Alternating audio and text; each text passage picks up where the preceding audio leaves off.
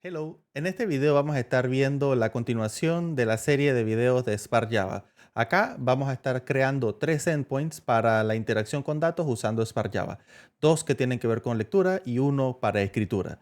Todos los datos los vamos a estar manipulando dentro de Spark Java, no vamos a ir a ninguna base de datos, simple y sencillamente creando una variable que se comporte como un array. Sin más, vamos a ello. Comenzamos entonces. Lo que vamos a estar viendo en este video es un sistema muy sencillo en el que vamos a estar almacenando un conjunto de números. Vamos a crear tres endpoints para interactuar con ese conjunto. Un endpoint, el primero, va a ser la lista de esos números, además de un promedio calculado en el momento. Un segundo endpoint que nos va a permitir retornar uno de esos números dado un identificador que vamos a establecer como parte de nuestra lógica. Y por último, vamos a crear un endpoint para salvar un nuevo número dentro de la lista. Bueno, ya que tenemos qué es lo que queremos hacer, vamos a hacer un simple repasón de cuáles son las opciones de los endpoints que podemos escribir. Aquí estoy en la documentación de Spark Java y aquí pueden ver cuáles son los métodos que podemos crear a la hora de interactuar con Spark Java. Solo para recordar, vamos a estar creando dos de tipo get y uno de tipo post. Entonces vamos a crear el primero de los endpoints, que sería get. Él va a estar recibiendo la petición notas, o podemos llamarle números, y va a retornar una lista de números. Entonces esta lógica va a ser un tanto más compleja. Vamos a suponer que retornamos 1, 2, 3, 4, 5 como está sugiriendo Copilot en este momento, y vamos a hacer la primera prueba en el navegador. Para ejecutar este código lo que vamos a tener que hacer, como en el video anterior, es darle clic al botón de ejecución de Java. Eso lo que hace es que abre la terminal, ejecuta el Java. Si todo está bien seteado, podemos venir a nuestro navegador y ejecutar en el puerto 4, 5, 6, 7 ruta / números. Y aquí pueden ver que se devolvió correctamente. Eso quiere decir que nuestro código está funcionando como debe. Vamos a ejecutarlo aquí a un costado para que se vea bien. Lo que vamos a hacer ahora es vamos a crear una clase que es donde vamos a almacenar el estado de la lista de elementos que con la que vamos a estar interactuando con los controladores. Voy a crear una clase que se va a llamar números. Y esta clase va a retornar, no números, si va a retornar, vamos a llamarle mejor numbers. Y la primera que vamos a estar retornando es una lista de números. Entonces, primero antes de irnos a un método, vamos a crear una lista. Y para crear una lista vamos a hacer un array list, perdón. Y este array list va a ser de enteros y vamos a estar almacenando el nombre de la variable, va a ser numbers. Si todo está bien, lo que vamos a hacer es acá dentro de nuestro main, vamos a declarar una instancia de numbers que se va a llamar numbers en minúscula. Y acá vamos a estar retornando esos numbers. Y control C estoy colocando si volvemos a ejecutar el código y recargamos nuestro navegador. Esto que están viendo es porque se está devolviendo una estructura a nivel de memoria de Java. No vamos a entrar en ese detalle, sino lo que vamos a querer es transformar esa estructura, ese objeto, en algo que entienda el navegador. Entonces lo que vamos a hacer es que vamos a usar un JSON Object para transformar esa estructura en algo que se pueda interpretar en el navegador. Para eso vamos a instalar una nueva dependencia. En nuestro POM XML, pero a través de la extensión de Java Spark, vamos a escribir Maven add dependency, y aquí colocamos dentro del buscador, podemos buscar lo que queremos agregar como dependencia. Voy a colocar JSON y vamos a instalar este que se llama org.json. La extensión de Maven se encarga de agregarlo o modificar el POM XML. Recuerden de salvarlo para que se haga efectivo. Le colocamos yes a esta opción de acá abajo. Como él está por defecto agregando que el tipo es de bundle, vamos a borrar esa opción. De momento no nos interesa. Volvemos a sincronizar las configuraciones. Yo borro estos espacios porque me incomoda. Cada vez que modifican el POM XML, recuerden darle a reconfigurar. Y acá lo que vamos a hacer es, vamos a crear un JSON Object. Y ese JSON Object va a importar de esta nueva librería que acabamos de agregar como dependencia.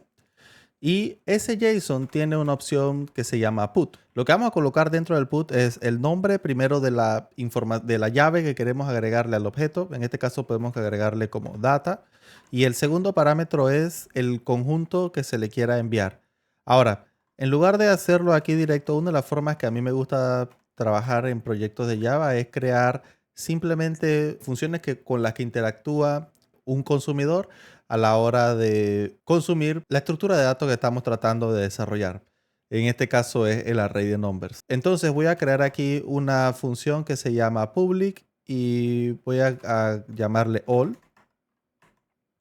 Y el único propósito de esta función es devolver la lista de elementos. Pero esta lista de elementos también vamos a estructurarla de una forma de objeto. Lo que vamos a hacer es que cada uno de los elementos que están devolviéndose, vamos a colocarlos como un objeto, donde la llave es el ID del objeto y el valor es el propio valor que se almacenó previamente. Entonces, ¿cómo hacemos esto? De la siguiente forma. Vamos a hacer un for en el que vamos a estar yéndonos desde i hasta numbers.size, que es el tamaño de ese array. Luego vamos a estar creando un nuevo JSON object acá, pero no un JSON object normal, sino un JSON array. A este JSON array, en lugar de colocarle el JSON.algo acá, vamos a crear aquí sí un JSON object. Podemos llamarle obj. Esto sería JSON object. Y a ese objeto vamos a hacerle un put de los elementos que queremos. Vamos a colocar aquí adentro el ID. El ID vendría siendo i. Y vamos a agregarle otro elemento que sería el value. Y este value sería numbers.get, que estaríamos leyendo del conjunto de numbers la posición i. Luego vamos a hacer json.put. Y en ese put vamos a agregar el obj que acabamos de crear. Y vamos a hacer un return del objeto. Y acá nos hace falta ponerle el tipo de dato que va a ser la respuesta, que es JSON Array. Perfecto. De esta forma ya tenemos construido un objeto que cada que consumamos numbers all nos va a retornar la estructura que ya queremos.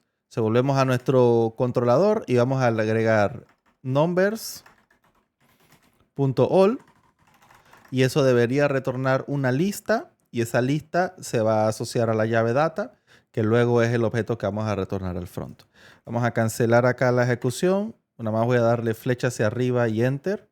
También hubiesen podido colocar el botón de ejecución. Si venimos acá y recargamos. Luego de recargar me di cuenta que había un error. Este error era que estaba devolviendo aquí numbers, que es el objeto este de acá. Eso es algo que no se está interpretando bien a nivel del JSON. Entonces simplemente tenemos que cambiar ese numbers por JSON. Salvamos, volvemos a ejecutar y aquí vemos que data está devolviendo un array vacío.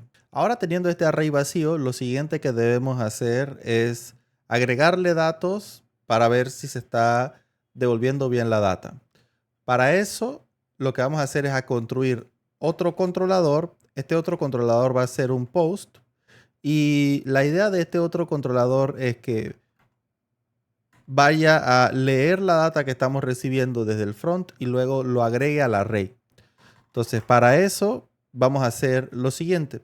Vamos a borrar esto que nos recomendó Copilot y vamos a copiar lo siguiente. Vamos a hacer un JSON Object y el JSON Object vamos a pasarle el rec.body. El rec.body es el payload que está viniendo dentro de la petición post desde el front.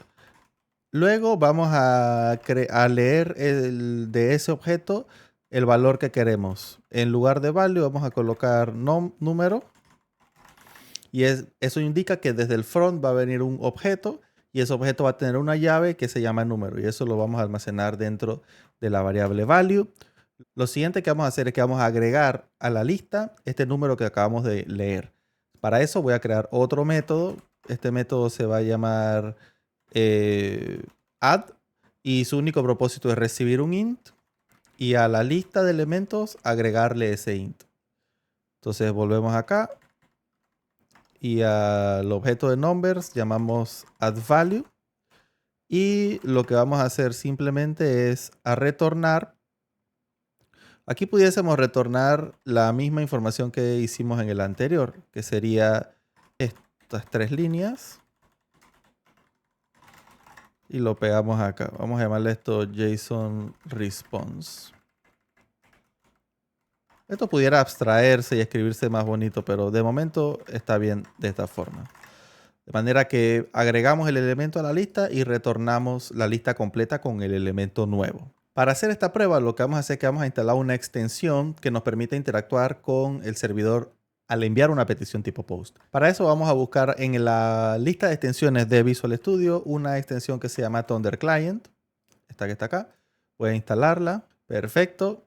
Luego venimos a... Tengo muchas extensiones, así que le doy clic a los tres puntos. Encuentro el Thunder Client. Y acá lo que vamos a hacer es crear un nuevo request. Este request va a ir hacia http://localhost 2.4567 /números. Y esto me está devolviendo. Eso quiere decir que estamos llegando perfectamente. Vamos ahora a agregar un post. Y el post lo que hacemos es un body. Y el body es un JSON. El JSON, como lo estructuramos, él espera en el server una llave que se llame número. Y aquí podemos poner, por ejemplo, 100. Y realizamos nuestra petición tipo post. Está diciendo que no existe. Es porque no he reiniciado el servidor. Voy a ejecutarlo nuevamente. Y si lo llamamos, vemos que efectivamente nos está devolviendo data con un array en el que tenemos la llave de ID y value. Si colocamos ahora, por ejemplo, 90, nos devuelve los dos. Listo. Ahora que hicimos este último controlador, lo que vamos a estar construyendo es el último controlador que nos va a permitir retornar uno de los datos. Para eso vamos a venir nuevamente a nuestro código del app y vamos a escribir el último controlador. Este controlador es un tanto diferente en el aspecto de que él recibe en el URL el ID que queremos leer de la lista. De la forma que estamos estructurando nuestro objeto es que él es un array y como es un array, lo que vamos a usar como identificador de los elementos del array es lo mismo que usaría cualquier lenguaje, es su índice. Entonces vamos a recibir una variable a través de la ruta que se hace en JavaSpark con este dos puntos ID.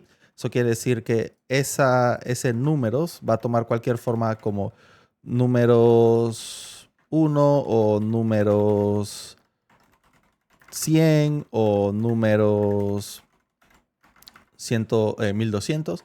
Cualquiera de esas formas lo va a tomar. Va a ser la base número y la siguiente parte es variable. Entonces, lo que vamos a estar haciendo acá es, primero, gracias a Copilot, leer de los query parameters. Para leer los query parameters se lee del objeto rec.params el ID. Pero aquí está mal, nos puso dos puntos, esos dos puntos no van. Luego, ese contenido vamos a hacerle un parse int para tenerlo como un identificador en forma de un índice. Luego vamos a leer del conjunto de números, específicamente el número que estemos buscando y devolvemos. Sin embargo, para seguir la misma patrón del resto de métodos, vamos a crear un método que devuelve un único elemento. Vamos a poner aquí public. Esto va a retornar un JSON object. Y el JSON object va a ser un objeto que tiene ID, el ID que se esté recibiendo y el valor, la posición de ese elemento dentro del array. Entonces volvemos hacia acá abajo. En lugar de hacerlo con esta nomenclatura, vamos a hacerlo con numbers.get. Le pasamos el ID. El allá adentro va a ser la transformación de JSON, así que realmente ni siquiera deberíamos construir un objeto acá afuera. Podemos simple y sencillamente devolverlo directo como lo está devolviendo el método. Vamos ahora a probar que esté funcionando correctamente. Tengan presente que como estamos usando una simple variable dentro de Java para almacenar los datos como un repositorio de datos, el problema que eso representa es que cada que reinicien el servidor se van a perder todos los datos. Tengan eso presente solamente. Voy a recargar nuevamente. Volvemos a nuestro Thunder Client. Vamos a la actividad. Si le damos send van a ver que está vacío nuevamente. Vamos a crear uno nuevo. Voy a llamar ahora el de 100. Van a ver que hay dos. Listo. Vamos a una nueva ruta que sea HTTP, como esta de acá, solo que vamos a ponerle /0, por ejemplo. Y él nos va a estar devolviendo ID 0, value 90. que es lo que devolvía de la lista el ID 0. Si vemos el ID 1, value 100, eso quiere decir que si aquí colocamos 1, nos da esta información. Aquí pudiéramos hacerle algunas validaciones para comprobar, por ejemplo, que el ID sea un número, porque si no va a levantar una excepción, o que el ID esté dentro del rango de posibles opciones del array, porque si no va a levantar otra excepción. Pero de momento vamos a mantenerlo así. Esas son validaciones que se pueden hacer a posteriori. Y bueno, eso ha sido todo. En el video de hoy lo que vimos fue cómo crear más controladores e interactuar con los controladores de Spark Java para la lectura y para la escritura de datos. Manipulamos los datos dentro de un array de una clase separada usando como repositorio de datos un simple array. Sin embargo, la parte conceptual es lo importante y vimos cómo interactuábamos con los controladores a la hora de leer datos que están viniendo como query parameters, o sea, dentro del get, o como payload, o sea, dentro de parámetros, por ejemplo, del tipo post. Y eso ha sido todo por el día de hoy. Espero que les haya gustado. Si tienen cualquier duda, comentario, abajo las cajas están abiertas. Así que nos vemos en la próxima. Chao.